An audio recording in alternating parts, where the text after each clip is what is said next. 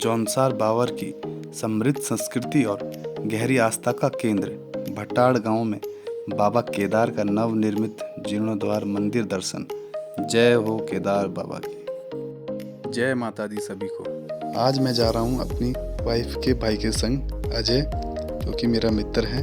तो हम दोनों जा रहे हैं आज भटाड़ बाबा केदार मंदिर में। तो ये पहुंच गए हम बन्नीघाट। तो यहाँ से एक रोड देहरादून जा रहा है, एक लाखा मंडल की ओर जा रहा है चक्राता। तो हमें जाना है भटाड़ मंदिर, तो हमें यहीं से होके जाना पड़ेगा। तो चलो चलते हैं। ये पहुंच गए हम पांडव गुफा। तो हम अभी यहाँ नहीं जा पाएंगे क्योंकि हमें तो अभी आगे जाना है। तो चलो चलते हैं। लाखा मंडल भी पहुंच गए हम, और ये भी लाखा मंडल का दृश्य दिखाऊंगा, बाजार का दृश्य। तो ये आ गए हम मंदिर के मुख्य गेट के पास। तो अभी हमें यहाँ नहीं जाना है क्योंकि हमें अभी भटाड़ जाना है। तो ये देखो, लाखा मंडल के सामने एक मोड़ आता है। तो यहाँ से लाखा मंडल का कुछ व्यू दिखाऊंगा आपको। बहुत ही शानदार नज़ारा, बहुत ही अच्छा दृश्य है यहाँ का। तो चलो चलते हैं। यहाँ के गांव बहुत अच्छे हैं, यहाँ के बहुत सुंदर सुंदर घर यहाँ पे भी बने हुए हैं।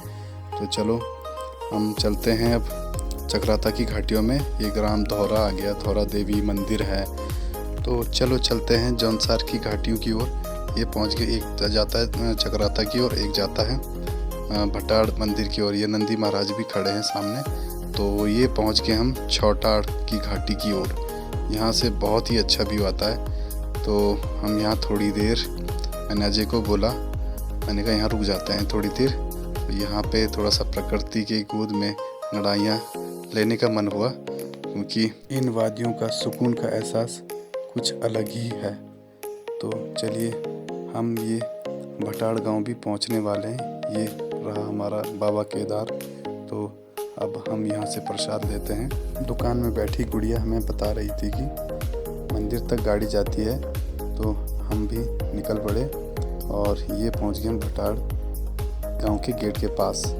तो जय हो प्रभु, हम पहुँच गए हैं भटाड़ गांव में, और ये गांव में हम पहुँच गए हैं।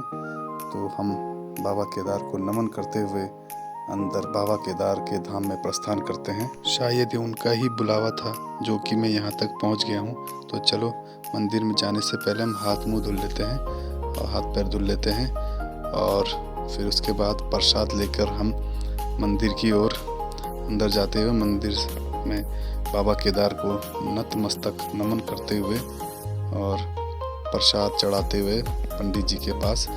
तो यहाँ पे बाबा की पूजा अर्चना भी हो रही है। तो मैंने यहाँ के स्थानीय लोगों से मंदिर का कुछ इतिहास के बारे में जानना चाहा। तो उनके द्वारा बताया जा रहा है कि पांडवों के वनवास के दौरान भीम ने यहाँ भगवान शिव की तपस्या की थी।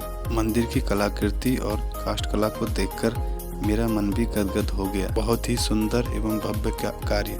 इसके बाद मैंने शिवलिंग पर जल चढ़ाकर भगवान शिव को जल अर्पण किया और उनका आशीर्वाद लिया। क्योंकि मुझे और इतिहास जानना था, तो मुझे यहाँ के स्थानीय लोग बताते हैं कि केदारनाथ जाने से पहले भगवान शिव यहीं पर अवतरित हुए थे।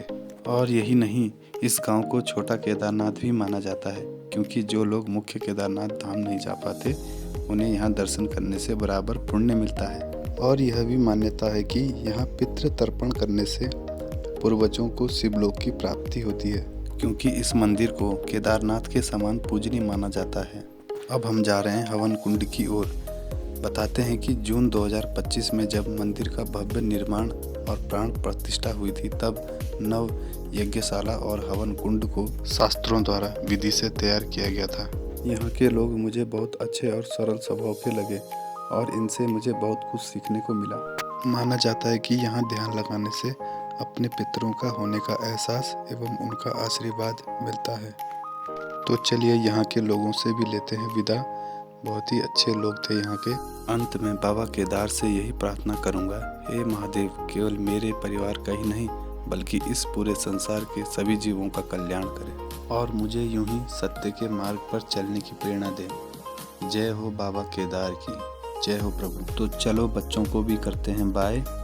और थोड़ी आगे चल के मैंने वहाँ पे पूछा मातृशक्ति से कि ये पानी कहाँ से आता है। तो उन्होंने कहा कि ऊपर देवदार के जंगलों से ये जड़ी बूटी का पानी है, शुद्ध और साफ प्राकृतिक जल है, ठंडा जल। उत्तराखंड रोडवेज की बसें यहाँ पर लगातार चलती ही रहती हैं, तो आने जाने की कोई भी दिक्कत नहीं होगी आपको।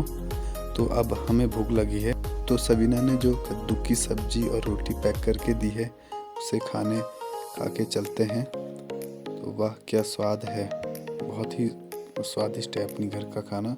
तो चलिए विदा लेते हैं बाबा केदार की चौसार बावर की इन घाटियों से। वीडियो अच्छा लगा हो तो लाइक कमेंट शेयर जरूर करें। मिलते हैं अगली नई वीडियो में, तब तक के लिए जय बाबा केदार, जय माता दी, बाय बाय।